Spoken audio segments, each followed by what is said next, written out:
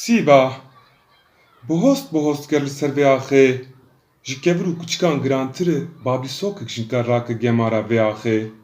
Li ciyê xwe yê her tişt, xweda jî tirsiya ji bîrbûyînê. Gote wî, kî ez danê we û hat ji bîrkirin xwediyê gotina ewil. Gava ku mirin hat, betal dibe êdî peyman û li seriyan digere şir û mertal, di zeryayan da difetise arguşkên masiyan. Ve mirî gelo êdî zeraxa rojê, kalkuma heyv çardê mihê wek gonekî reş e. Jinek nivîsekî dikuti çavên xwe ya din ûstiyê xulkindirekî asê dike. Sîba dê ça were kuştin. Tu çi dipîvî bi wersekî, devê min pêsîra welatê te dayî Sîba. Bexçe zeytûna li kîjan aliyê, Yehuda ma bîn bi bêçiya xwe ra gerandiye.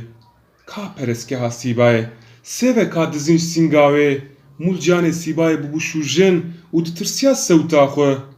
Sûkek tarî bû, bajarek di bin dengekî de dima. Bi sêvekî didim sînga xwe. Hê êvarê heyveronek di kinca da yê, zerêw dikim deryên xwe. Di jûrekî da çavên xwe vekir Sîbayê û mijangê wê li asîmanan ket. Henaseyên ferîştên li çem çelalî xwe yên ku berfê lefandibû peland. Paniyên keçikek Qemer ji yê wê bêtir qelişîbû. Zarokek ji nişka velnîgaşa wê asê bû. Jûr bû du çavên xofgirtî jinekî zêstaniya xwe bi lez û bez dadanî. Rûspiyekî pisîkek direvandin bi çengê xwe da. Zimînek ket aşê zimanê Sîbayê, wek ajalek li ber kêrê bû û qêjiya. Xwe ya du çavên şîn yên ku di nav xelekên reş da got. Hiş be Sîba, jana birîna ji bîr bike, melekê tawûs ji bîr bike û serê xwe dayîn li ser çongê wê jinê.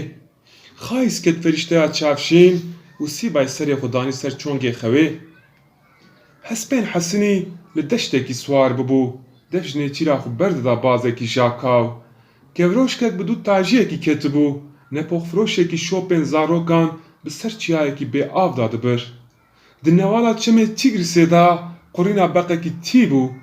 Gopalek dikule, dê dev şewlet bernade, hebe genim dizî ji tilmoriyekî, ku ta digu çêkitana xwe da û dada devê dergûşekê. Dojeh ma nelbinê çend tevekên jêrzemîna erdê bû.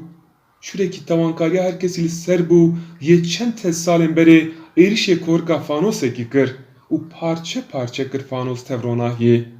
Ebayekî reş hev kîşwer zerd kir derbekê da. Vala bû êdî hêlîna şalûlê li qeraxa çemekî.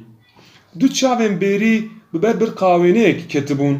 Dihatim girtin li her derê, di kêriyekî de hezar namîşan hate gotin ji min ra. Baz didam û dihatim girtin li her namîşanê.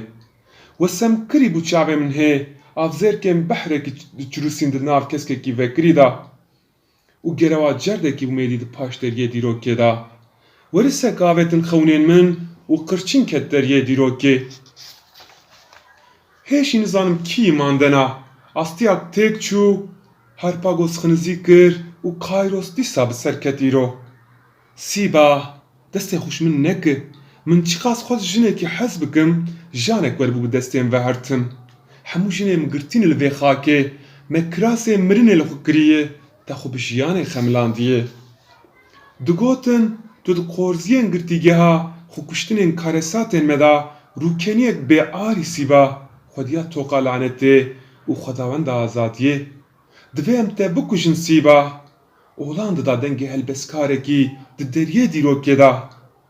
Li kîjan aliyê girtîgeha badoşê îtirêjên rojê, ez ê çonga bixim erdê û bidoşim murdan ji guhanên rojê. Ax Sîba, nûxura vê xakê min ta girtiye, bi ser û binê heyvê ketime, ka tiliya xwe dax bike enyan bi teniyê. Bûkekî daniyî solxêriya xwe di giliya çavên min da, ka biska xwe lê bixe bi mara dotmamiyê.